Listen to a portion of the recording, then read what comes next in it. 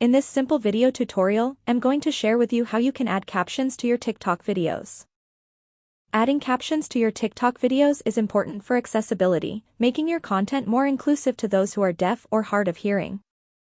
It also helps engage viewers in noisy environments or where sound can't be played. To do this, simply head into your TikTok. On your profile page, tap on these 3 lines and head into your settings and privacy. On this page, in the section of Content and Display, head into Accessibility. You will see this option of Captions.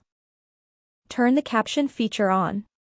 When enabled, you will see videos with captions and also your uploaded videos will have auto-generated captions on. That's how easy it is to add captions to your TikTok uploaded videos. If you have any questions, just let me know in the comments section down below. Please don't forget to leave a like, share and subscribe for more video tutorials like this one.